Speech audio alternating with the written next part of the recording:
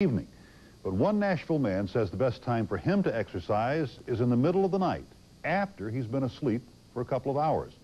Andy Pearson is here with Impact 4 and Nashville at Night. Where'd you find this guy? Well, it was one of those strange things. Gary Knox and I were out about 6 weeks ago with photojournalist Gary Knox. It was snowing outside. It was about 38 degrees.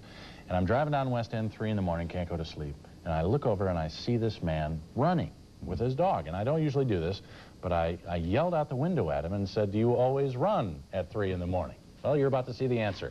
I found this 54-year-old man who's been a fixture of the night in Nashville since the 1970s.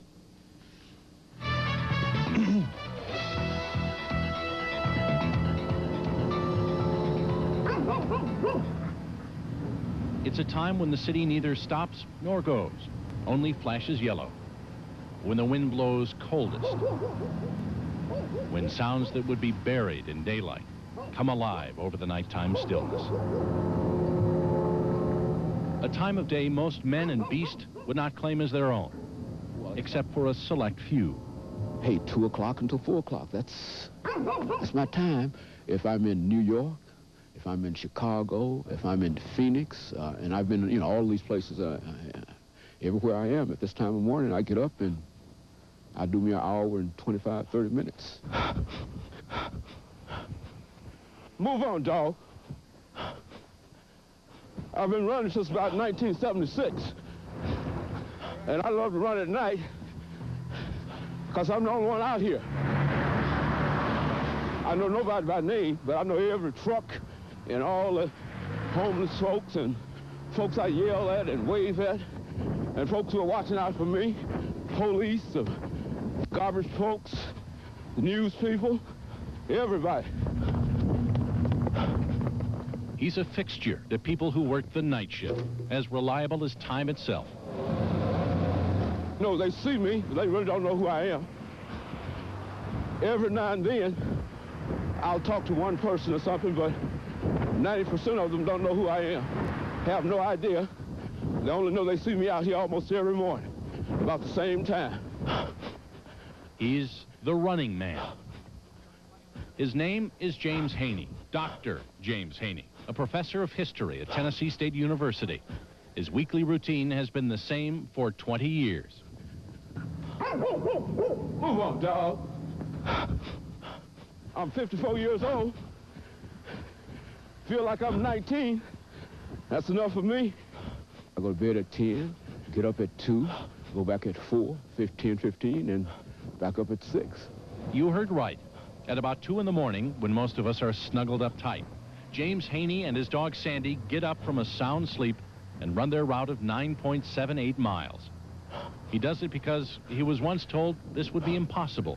Back in 1975, my grandfather accidentally shot me in the leg with a .38 caliber pistol.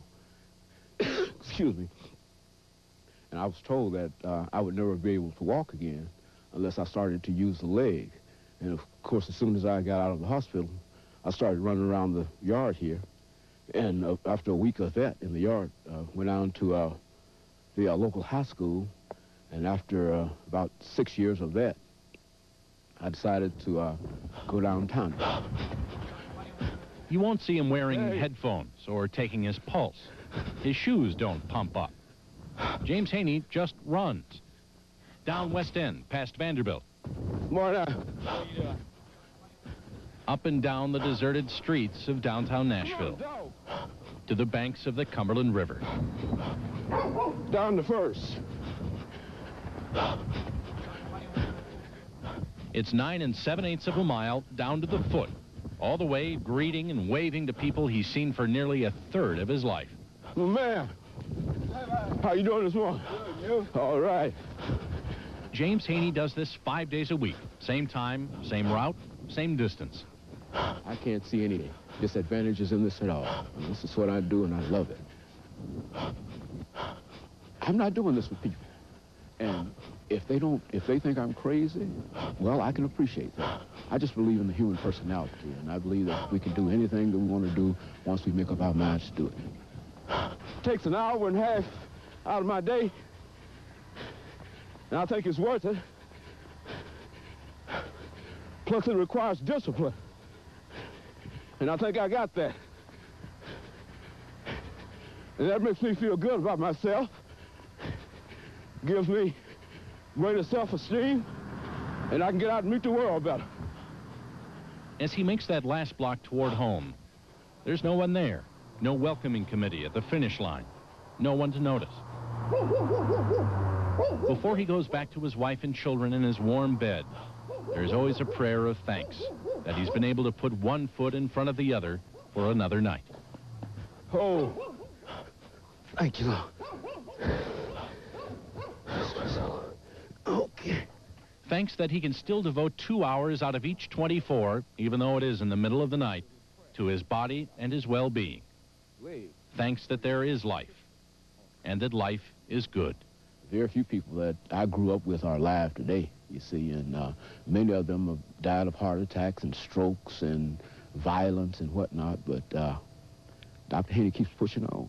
And I tell folks that I'm going to be around here a long, long time. I'm going to be around here at least 100 plus. You know, I mean, that's what I'm looking for, you know. In fact, Dr. Haney says he plans to live to be 120. Very Willard Scott. Now, does the doctor ever have problems out there? Anybody ever attack him or try to rob him or anything? Never. In 20 years. Really? Never had a problem. In all those cities, too.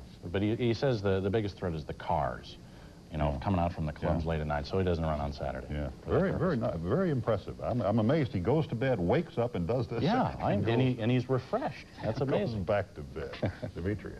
Ahead on the scene at 6, they don't call him Mr. Fix-It for nothing.